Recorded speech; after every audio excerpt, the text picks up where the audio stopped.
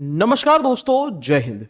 દોસ્તો, ગૌણ સેવાની અંદર જે સ્પેશિયલી માસ કોમ્યુનિકેશનની ડિગ્રી જેમની પાસે હોય, કોઈ જે પોસ્ટ ગ્રેજ્યુએશન, માસ્ટર્સ અથવા તો બેચલર્સ, આ બધા લોકો માટે ગુજરાતની અંદર માહિતી મદદનીશ અને સાથે સાથે સિનિયર સબ એડિટર આની ભરતી ગુજરાત સરકારની અંદર આવી છે. કાયમી નોકરી છે, તો એના ફોર્મ ભરાવાના શરૂઆત થઈ ચૂક્યા છે. તો આમાં ફોર્મ કેવી રીતે ભરવું એક વખત જોઈ લ્યો, જેથી કરીને તમારી કોઈ ભૂલ એ ન થાય. અને એની સાથે સાથે એ કેટલાક પોઈન્ટ્સ છે જેની અંદર કે અત્યાર સુધી આજે હું આ વિડીયો બનાવી રહ્યો છું 29 તારીખે, તો અત્યાર સુધી હાલ એ કેટલા ફોર્મ ભરાયેલા છે એના ઉપર આખી એક નાનકડી વાત પણ ચોક્કસથી કરીશ. આખી પ્રોસેસ સ્ટેપ બાય સ્ટેપ તમને સમજાવીશ કે કઈ રીતે, કેવી રીતે આખી આ વસ્તુ થઈ છે, ફોર્મ કઈ રીતે ભરવું. તો દોસ્તો, હવે તમને ખ્યાલ જ છે કે ફોર્મ ઓજસ ઉપર જઈ અને તમારે ભરવાનું. ઓજસનું આ જે ગવર્મેન્ટ ઓફ ગુજરાતનું એ ઓનલાઈન પ્લેટફોર્મ છે, અહીંયાથી તમારે જવાનું. ત્યાં જે છે તમે જોશો તો અહીંયા ઓનલાઈન એપ્લિકેશન છે, એના ઉપર ક્લિક કરવાનું. જેવું તમે ઓનલાઈન એપ્લિકેશન ઉપર ક્લિક કરો એટલે અહીંયા apply, edit, upload photo and signature, confirm અને print application and pay fees, આ રીતેનો ઓપ્શન ખુલશે. બરાબર, એમાં તમારે ક્લિક કરવાનું અપ્લાય ઉપર અને સીધું આવી જવાનું અહીંયા GSSB જે લખ્યું છે, GSSB ગુજરાત ગૌણ સેવા પસંદગી મંડળ. ઓકે, હવે ત્યાં ક્લિક કરશો તો આવી રીતે અલગ અલગ ભરતીઓ એની સાથે સાથે છે. ખાસ યાદ રાખવા જેવું છે કે આનો જે ભરતીનો ફોર્મ છે એ તમારે 11 તારીખ સુધી જ ભરાશે, 11 ઓગસ્ટ સુધી જ ભરાશે. બરાબર, અહીંયા તમને આ જાહેરાત છે, જાહેરાત નંબર હું તમને કહી દઉં 326. આ 326માં નંબરનો જાહેરાત નંબર છે, એના ઉપર અહીંયા તમારે અપ્લાય, બરાબર, આ જગ્યાએ તમારે અપ્લાય કરવાનું અને એની પહેલા એક ડિટેલ્સ છે એ જોઈ લેવાની. જે નોટિફિકેશન છે એ ડિટેલ્સ ઓલરેડી આપી દીધી છે. જેવું ક્લિક કરશો એટલે આવી એક વિન્ડો ઓપન થશે. આની અંદર તમારે અપ્લાય નાવ, આ અપ્લાય નાવ ઉપર ક્લિક કરવાનું. જેવું અપ્લાય નાવ ઉપર ક્લિક કરશો એટલે આ પ્રકારે એક વિન્ડો છે ઓપન થશે. આમાં એન્ટર રજિસ્ટ્રેશન નંબર અને ડેટ ઓફ બર્થ. અહીંયા એક ઓપ્શન છે અપ્લાય વિથ OTR. જો તમે આની પહેલા પણ અહીંયા ઓજસ ઉપર રજિસ્ટ્રેશન કરેલું હોય તો તમારે અહીંયા OTR થી એ ફોર્મ ભરી શકો છો. OTR માં તમારી પાસે એક રજિસ્ટ્રેશન નંબર હોય, ડેટ ઓફ બર્થ હોય અને એ ડિટેલ્સ છે એ તમારી એમાં અકાઉન્ટની અંદર સેવ કરી હોય. એ જ ડિટેલ્સને તમે લઈ અને ભરી શકો છો. અને જો તમે ન કર્યું હોય તો સીધું અહીંયા કરી દેવાનું સ્કીપ, અને સ્કીપ કરી અને આગળ વધી અને ફોર્મ ભરવાની શરૂઆત કરવાની. આ ફોર્મ ભરવાની શરૂઆતની અંદર અહીંયા તમે જોશો તો 326માં નંબરની જાહેરાત, ઇન્ફોર્મેશન આસિસ્ટન્ટ અને સિનિયર સબ એડિટર બે એક જ છે, જેમાં ખાલી જગ્યા અલગ અલગ છે. એપ્લિકેશન નંબર 326 વાળો એક જ નંબર છે. ઓકે, એના પછી તમારે શું કરવાનું, હવે અહીંથી ભરવાની શરૂઆત. અહીંયા ટાઇટલ મિસ્ટર અથવા તો મિસ અથવા તો મિસિસ જે હોય તે, અહીંયા સરનેમ, અહીંયા તમારું નામ, અહીંયા તમારું ફાધરનું નામ. જે બહેનો હોય એના કિસ્સામાં એમના હસબન્ડનું નામ, જો લગ્ન થઈ ગયા હોય અને લગ્ન થયા બાદ હસબન્ડનું નામ એ ચડી ગયું હોય આધાર કાર્ડમાં અથવા તો કોઈ પણ ડોક્યુમેન્ટ્સની અંદર, તો લખી શકો છો. અહીંયા તમારી મમ્માનું નામ એટલે કે માતાનું નામ લખવાનું.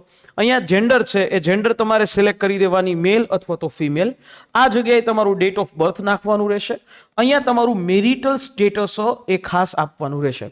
બીજી વાત, જો તમે અત્યારે હાલમાં ફોર્મ ભરતી વખતે મેરિડ હોય તો દોસ્તો મેરિડ જ લખવું. જો તમે સિંગલ છો તો જ સિંગલ લખવાનું. તો એ રીતે આપવાનું. અહીંયા તમારી કેટેગરી, હવે કેટેગરી કઈ કઈ હશે?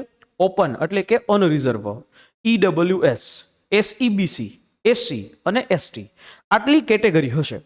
આ કેટેગરીમાંથી તમે જે કેટેગરીમાં આવો છો અને તમે એની અંદર લાયકાત ધરાવો છો અને તમારી પાસે એનું સર્ટિફિકેટ છે તો ચોક્કસથી તમે ફોર્મ ભરી શકો છો.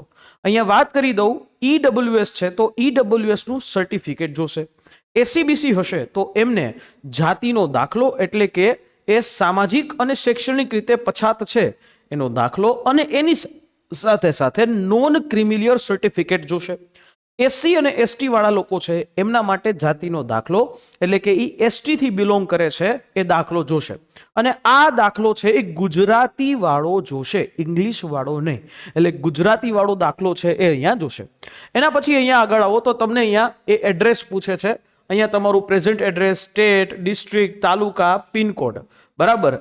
એ જ હોય એ તમારે નાખી અને અહીંયા તમારું જે પરમનન્ટ એડ્રેસ જે હોય એ તમારે અહીંયા એન્ટર કરી દેવાનું. ત્યાર પછી તમારે અહીંયા મોબાઈલ નંબર એન્ટર કરવાના રહેશે. અહીંયા મોબાઈલ નંબર એવા આપવાના કે જે મોબાઈલ નંબર તમે બંધ ન કરવાના હોય, અને અહીંયા એ રીટાઈપ કરી દેવાનું. અહીંયા એવી જ રીતે ઈમેલ આઈડી જે છે એ આપી દેવાનું. ઈમેલ આઈડી છે એ તમારે આપી દેવાનું. અહીંયા તમારી નેશનાલિટી છે એ આપી દેવાની, જો કે ઇન્ડિયન જ હોય. એના પછી નેક્સ્ટ વિન્ડો છે, તમે જોશો તો આવું ઓપન થશે કે શું તમે રમતગમતના વધારાના ગુણ મેળવવા ઈચ્છો છો. રમતગમતની અંદર થોડુંક સ્પોર્ટ્સના જે માર્ક જે છે એ તમને મળી શકે, પ્રાયોરિટી મળી શકે. જો તમારી પાસે ઇન્ટર સ્ટેટ લેવલનું, સ્ટેટ લેવલનું અથવા તો નેશનલ ને ઇન્ટરનેશનલ લેવલનું સર્ટિફિકેટ હોય તો તમે એના એક્સ્ટ્રા માર્ક મેળવી શકશો. ત્યારબાદ નહીં, જો તમે દિવ્યાંગ હોય તો આ કોલમ તમારા માટે છે, નો હોય તો ના. જો દિવ્યાંગ હોય તો અહીંયા યસ કરવાનું. અહીંયા તમારી દિવ્યાંગતાનું જે સર્ટિફિકેટ જે સિવિલ સર્જન દ્વારા તમને કાઢી આપવામાં આવ્યું હોય એ સિવિલ સર્જન વાળું સર્ટિફિકેટ, એ નંબર છે તમારે એ નાખવાનો. અહીંયા એ સર્ટિફિકેટ નંબર નાખવાનો રહેશે અને કોણે તમને એ દિવ્યાંગતાનું સર્ટિફિકેટ એ કાઢી આપ્યું એનો તમારે અહીંયા સિલેક્ટ કરવાનું રહેશે. એના પછી શું તમને બેઝિક નોલેજ ઓફ કમ્પ્યુટર છે? યસ, બરાબર. શું વિધવા ઉમેદવાર છો? તો કે ના. શું તમે એક્સ આર્મી મેન છો? હોય તો હા ને ન હોય તો ના, બરાબર. હોય તો એની આગળની વિગત છે એ તમારે અહીંયા ભરવાની. ત્યાર પછી શું તમે અત્યારે હાલમાં ગુજરાત સરકારના એમ્પ્લોય છો? હોય તો હા અને ન હોય તો ના. તો અહીંયા યસ કરી દેવાનું. હવે અહીંયા ભાષાની માહિતી આપી દેવાની કે ભાઈ અહીંયા તમને આ બધી લેંગ્વેજ છે એ આવડે છે, ટીક માર્ક કરી દેવાનું. અને અહીંયા તમારું એજ્યુકેશન ડિટેલ્સ. એજ્યુકેશન ડિટેલ્સમાં ઘણી બધી ડિટેલ છે. તમારી પાસે જે ડિગ્રી છે એ ડિગ્રીનું માસ કમ્યુનિકેશન વાળું છે, બરાબર, એ અહીંયા જોશે એટલે એ અહીંયા આવી જશે. એના પર્સન્ટેજ અથવા તો પર્સન્ટાઇલ, અહીંયા એનો ક્લાસ. જો પર્સન્ટેજ અથવા તો પર્સન્ટાઇલ ન હોય, બરાબર, તો તમે અહીંયા CGPA જનરલી હોય તો એ કન્વર્ટ કરી શકો છો, બરાબર. અહીંયા તમારી જે ઇન્સ્ટિટ્યૂટ નેમ અને એક્ઝામ બોડી આપી દેવાની. અહીંયા તમારે સ્ટેટ ગુજરાત, કયા વર્ષમાં પાસ કર્યું, કેટલા ટ્રાયલે પાસ કર્યું, અને જે લાસ્ટ ટ્રાયલ સીટ નંબર એટલે છેલ્લા વર્ષની માર્કશીટનો જે સીટ નંબર છે એ સીટ નંબર તમારે અહીંયા લખી દેવાનો. એના પછી આગળ વધો એટલે તમારે અહીંયા બાહેંધરી આપવાની, ડિક્લેરેશન. યસ આપી દેવાનું અહીંયા. અને ત્યાર પછી આખો ફોર્મ છે ને સેવ કરી લેવાનું. જેવું તમે સેવ કરશો તો તમારા ફોર્મની અંદર કોઈ કોલમ તમે જે ભરવાની બાકી એ નથી, એટલે સીધું એક નવી વિન્ડો ઓપન થશે. એ નવી વિન્ડો કંઈક આ રીતે હશે. અહીંયા નવી વિન્ડોની અંદર અત્યારે આજે હું આ વિડીયો બનાવી રહ્યો છું 29 તારીખે, એટલે હું તમને કહું છું 29/7/2000 અને અત્યારે 25, જ્યારે આ વિડીયો હું શૂટ કરી રહ્યો છું ત્યારે સાંજના જે છે લગભગ 4 વાગ્યા છે. અને 4 વાગ્યાના સમયની અંદર આ સમયે કેટલા ફોર્મ ભરાયા છે? ફોર્મ ભરાવાની શરૂઆત થઈ ચૂકી છે. અત્યારે હાલ 126 ફોર્મ જે છે એ ભરાયા છે. 126 લોકોએ આ ફોર્મ છે એ ભરાયેલા છે. દોસ્તો 11 તારીખ છે લાસ્ટ. 11 ઓગસ્ટ સુધીમાં આમાં તમે ફોર્મ ભરી શકો છો. અને બીજી વાત કે આ એવી જગ્યા છે કે જ્યાં કોમ્પિટિશનનું લેવલ બીજી બધી ભરતીઓ કરતાં ખૂબ ઓછું હોય છે. તો તમે અહીંયા એ ચોક્કસથી અપ્લાય કરી શકો છો. જો તમે આની એજ્યુકેશન ક્વોલિફિકેશન ધરાવો છો તો તમે અપ્લાય ચોક્કસથી કરી શકો. હવે આવી રીતે તમને આ એક નંબર છે એ તમારા મેલમાં પણ આવી જશે ને તમારા મોબાઈલ નંબર પણ આવી જશે. આ એપ્લિકેશન નંબર તમારે સાચવીને રાખવાનો રહેશે. એના પછીનું કામ છે એ તમારે અહીંયા ફોટો અને સિગ્નેચર અપલોડ કરી દેવાનું. એમાં તમે જશો તો ફોટો છે એ તમારો નિયત સાઇઝ પ્રમાણે અને સિગ્નેચર નિયત સાઇઝ પ્રમાણે અપલોડ કરી દેવાનો.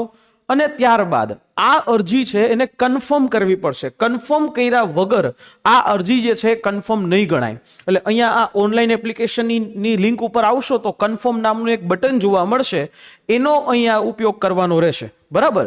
જેવું કન્ફર્મ એપ્લિકેશન નંબર, એટલે જે એપ્લિકેશન નંબર પહેલા આપણે અહીંયા જોયો તો એ જ આખો એપ્લિકેશન નંબર તમારે અહીંયા એન્ટર કરવાનો. તમારું ડેટ ઓફ બર્થ એ અહીંયા એન્ટર કરવાનું. અને અહીંયા એક તમારું આ રીતે જે કેપ્ચા કોડ છે એ તમારે એન્ટર કરવાનું. જેવું કેપ્ચા કોડ એન્ટર કરશો અને ઓકે કરશો એટલે તમારી એપ્લિકેશન છે એ ખુલી જશે અને સીધું એને તમારે એક ટીક માર્ક કરી અને કન્ફર્મ કરી દેવાનું. કન્ફર્મ કર્યા વગર તમારી અરજી માન્ય ગણાશે નહીં. એટલે આ વાતનું ખાસ ધ્યાન રાખવાનું. જો તમે ફી ભરવાની થાય છે તો તમારે આવી રીતે જે છે ફી પણ આ જ જગ્યાએ ઓનલાઈન એપ્લિકેશન છે એની અંદરથી તમને મળી જશે, બરાબર, ત્યાંથી તમે ફી પે કરી શકશો, અથવા તો તમને અહીંયા પણ આ મળી જશે, ફીઝનું કોલમ આવશે ત્યાંથી પણ મળી જશે, એટલે ત્યાંથી પણ તમે ફીઝ છે એ પે કરી શકશો.